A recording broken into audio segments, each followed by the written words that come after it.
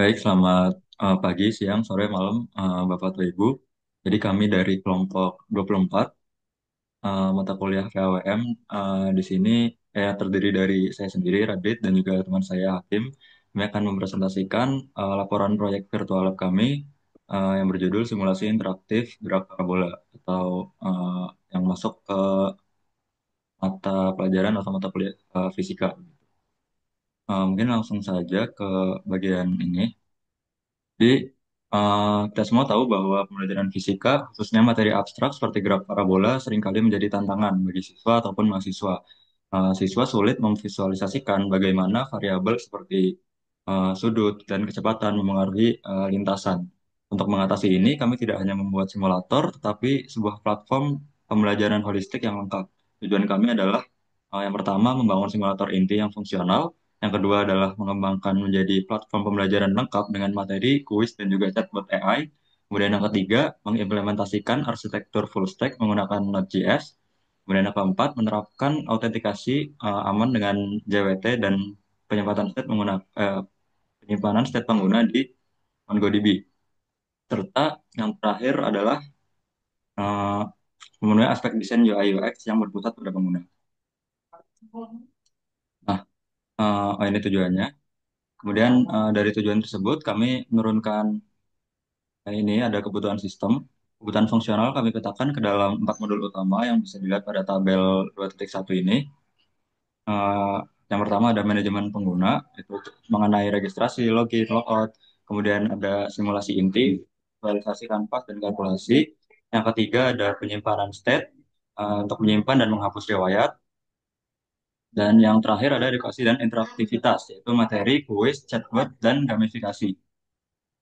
Nah, untuk kebutuhan non-fungsional, kami fokus pada 5 aspek utama, yaitu yang pertama ada security atau keamanan, di mana kami mengimplementasikan hashing password menggunakan Decrypt.js dan proteksi API menggunakan JWT. Kedua adalah usability UI UX dengan menerapkan desain tema luar angkasa yang konsisten. Kemudian yang ketiga adalah performance atau kinerja dengan memastikan animasi berjalan mulus dan respon AI cepat. Yang keempat ada responsivitas agar aplikasi adaptif di berbagai perangkat. Kemudian yang kelima yaitu reliability atau keandalan yang memastikan data riwayat tersimpan akurat dan sistem dapat menangani error dengan baik. Oke, selanjutnya kita lanjut ke metodologi desain dan pengembangan. Dalam perencanaannya, kami menerapkan sistem thinking di mana kami tidak melihat fitur-fitur ini sebagai bagian terpisah, melainkan sebuah sistem terintegrasi yang menjadi satu di aplikasi kami. Kami mengidentifikasikan 4 subsistem utama, yaitu adalah front end sebagai uh, lini masa atau UI untuk handle interaksi dengan pengguna. Kemudian ada back end, di mana di sini adalah sebagai logika bisnis dari aplikasi utama kami. Kemudian ada basis data sebagai penyimpanan data-data yang akan kami gunakan di aplikasi, dan sistem eksternal berupa Google Gemini API yang digunakan untuk pembantu dalam chatbot. Lalu kerja kami menunjukkan adanya feedback loop yang jelas, di mana pada saat pengguna menjalankan simulasi, data dari front end disimpan oleh back end ke database, dan front end kemudian mengambil data baru tersebut untuk memperbarui panel riwayat secara real time. Kemudian kami juga menerapkan design thinking dan user centered design atau UCD, dan bukti kami ini ada terlihat pada proses iterasi desain di mana kami tidak langsung membuat versi final. Kami memulai dengan beberapa tahapan. Dari tahap pertama itu empathize, yaitu memahami bahwa mahasiswa membutuhkan visualisasi dan bantuan instan. Kami melakukan ideasi dengan menghasilkan ide berupa gamifikasi, yaitu adalah target dan skor, serta bantuan on demand, yaitu berupa chatbot. Prototipe fungsional kami ini kemudian diuji secara internal, dan berdasarkan feedback, kami mengubah desain dari awalnya itu aplikasi yang polos saja menjadi tema visual yang lebih menarik untuk membuat pembelajaran ini lebih menyenangkan dan lebih enak dipandang. Oke, lanjut ke desain UI UX.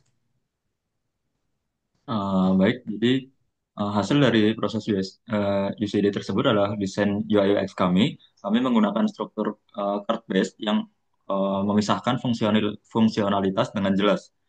Ada kartu untuk pengaturan, hasil, dan juga riwayat. Kami juga mengimplementasikan umpan balik instan baik secara visual, yaitu efek hover, audio juga, maupun data atau hasil yang langsung terupdate. Untuk implementasi teknisnya, kami menggunakan palet warna dark mode bertema futuristik, efek glassmorphism, dan tipografi yang jelas menggunakan font Rajdhani untuk judul dan Opins untuk teks. Lanjut ke bagian YAML use case. Oke. Lanjut ke bagian model perangkat lunak atau UML. Untuk memodelkan arsitektur, kami menggunakan UML. Yang pertama ada use case diagram, seperti yang terlihat di layar. Use case diagram ini bertujuan untuk memetakan interaksi antara aktor pengguna dan sistem kami, yaitu Virtual Physics Lab. Di mana ada beberapa use case yang saya bagi menjadi beberapa bagian seperti manajemen akun, fitur pembelajaran, manajemen riwayat, dan simulasi gerak parabola. Kami juga memetakan aktor eksternal yaitu berupa Google Gemini API yang berkomunikasi dengan fitur modul pembelajaran. Kemudian kita lanjut ke skenario use case. Setelah tahu apa fiturnya, kami perlu merinci bagaimana alurnya. Di sini skenario use case dilakukan. Skenario awal ada skenario beberapa dari uh, empat bagian utama tadi. Ada skenario masuk atau login pengguna dan skenario melakukan simulasi, kemudian skenario manajemen akun, bawah lagi. Dan skenario terakhir adalah bertanya kepada chatbot AI. Setelah itu ada sequence diagram. Sequence diagram ini menunjukkan berbagai komponen sistem berinteraksi satu sama lain secara berurutan. Nah, sebelum kita masuk ke sequence diagram, ada tabel daftar kelas yang akan kami gunakan dalam pembuatan sequence diagram. Kemudian untuk sequence diagramnya kami buat berdasarkan skenario use case yang sebelumnya dijelaskan tadi, yaitu ada login pengguna, melakukan simulasi gerak parabola, kemudian ada bertanya kepada chatbot AI dan menghapus riwayat simulasi parabola. Kemudian lanjut ke bab selanjutnya. Oke, ini mengenai manajemen proyek kami kurang lebih seperti ini. Kami kerjakan selama kurang lebih 14 hari atau 2 minggu. Dan ini untuk estimasi biayanya. Oke, mungkin lanjut langsung ke implementasi dan teknologi. Secara teknis, arsitektur kami adalah full stack terpisah. Front end menggunakan HTML, CSS, dan vanilla JavaScript yang bertanggung jawab atas logika simulasi dan interaksi klien. Backend menggunakan Node.js dan Express.js untuk membangun REST API yang stateless. Database menggunakan MongoDB, Atlas dengan Mongoose. Keamanan ditangani oleh JWT dan Grip.js dan fitur AI terintegrasi eh, dengan Google Gemini API. Seluruh endpoint API kami jelas sudah kami, nah ini seluruh API endpoint bisa dilihat pada tabel 7.1 ini telah didokumentasikan dengan jelas termasuk proteksi JWT untuk endpoint sensitif seperti API history dan API scores. Ya, mungkin terakhir ada evaluasi dan penutup. Sebagai evaluasi, kami mengidentifikasikan beberapa keterbatasan seperti sistem gamifikasi yang mungkin belum memiliki leaderboard dan belum adanya opsi login atau alternatif seperti OAuth. Kemudian penyimpanan state quiz kami juga udah. Namun demikian, kami dapat menyimpulkan bahwa kelima tujuan utama proyek kami sudah tercapai. Tujuan yang dari awal kami sebutkan tadi, kami berhasil membangun simulator inti, mengembangkan menjadi platform belajar holistik dengan kuis dan AI, dan mengimplementasikan arsitektur full stack yang aman dan dengan penyimpanan state yang persisten. Ya, mungkin untuk selanjutnya akan ada demo sedikit dari yang akan didemokan oleh Hakim. Oke. Mungkin bisa di-end dulu screen-nya. Oke, lanjut. Kita akan melakukan demo. Di sini sudah terlihat di layar. Ini adalah tampilan awal kami, di mana ini adalah halaman untuk login. Dan jika misal kita melakukan username yang salah, misal di sini saya belum mendaftarkan username, katakanlah Hakim 123 dan passwordnya kita ngisi yang asal gitu. Dan ketika ini dimasukkan, maka akan muncul username atau password salah. Di sini merupakan feedback dari sistem. Nah, jika kita tidak mendaftarkan gini, sebelumnya kita harus mendaftarkan dulu. Di bawah ada pertanyaan belum punya akun daftar di sini. Kita klik di sini dan ini akan uh,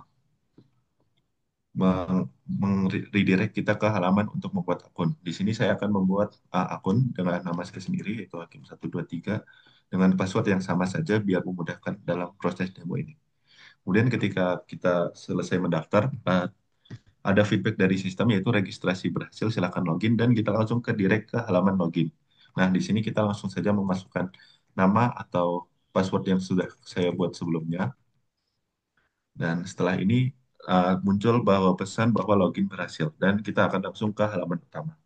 Di halaman utama di sini ada halaman simulasi lab di mana di sini jika belum ada simulasi sama sekali, maka riwayat simulasinya akan kosong dan menampilkan belum ada riwayat. Di sini langsung saja kita melakukan simulasi. Dan ketika simulasi dilakukan, maka uh, akan masuk ke daftar riwayat simulasi. Di sini terlihat bahwa ada satu daftar di mana list yang baru saja saya lakukan.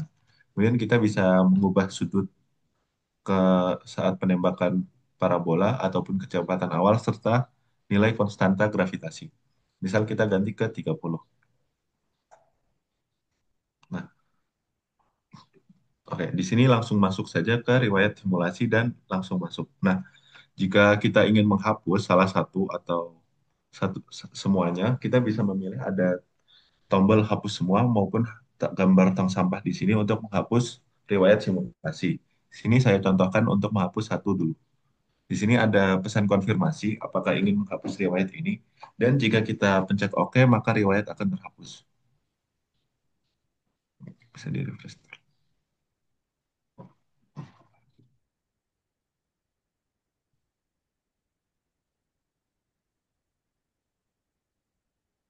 Oke. Lanjut. Di sini terlihat bahwa setelah kita menghapus satu riwayat tadi, tinggal tersisa satu riwayat yang ada di daftar riwayat simulasi. Kemudian jika kita ingin menghapus semua, misal ada dua, kita di sini menambahkan satu terlebih dahulu. Uh, Jika kita menghapus semua, maka akan terhapus semua riwayat yang ada di sini. Nah, langsung kembali ke ke tampilan yang belum ada riwayat. Kemudian selanjutnya ada fitur yang selanjutnya itu adalah fitur materi. Di sini ketika kita melihat fitur materi, di awal akan diberikan sebuah materi singkat tentang gerak parabola dan konsep dasarnya. Dan ada salah satu contoh soal dan pembahasannya. Kemudian ada tanya tutor fisika, yang ini merupakan chatbot yang terkoneksi dengan Gemini API. Dan apabila kita menanyakan sesuatu tentang gerak parabola, maka dia akan menjawab. Misal kita tanya,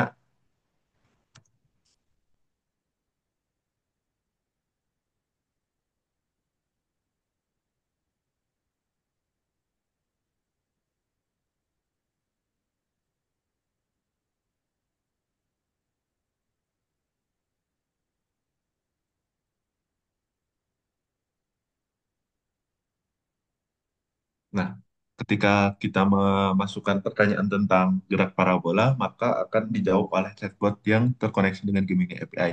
Namun apabila kita memberikan pertanyaan yang di luar konteks, misal kita tanya tentang apakah kamu mengenal,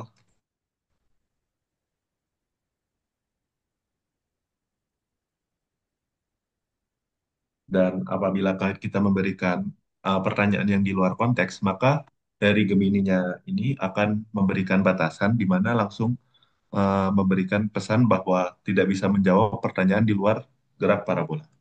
Oke, lanjut ke fitur selanjutnya. Fitur selanjutnya itu adalah kuis, di mana di sini kita bisa menjawab beberapa pertanyaan yang ada di sini. Langsung saja biar cepat, kita cepatkan saja.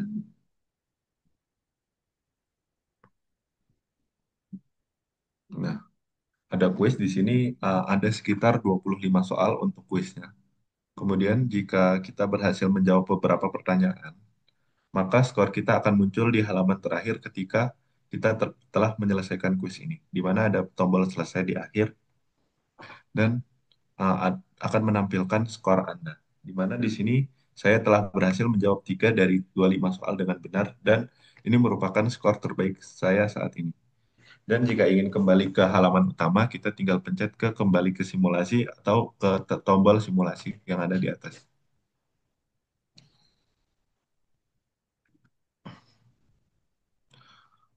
Oke, ini udah kembali ke halaman awal dan kita jika ingin keluar dari aplikasi ini, kita tinggal pencet tombol logout.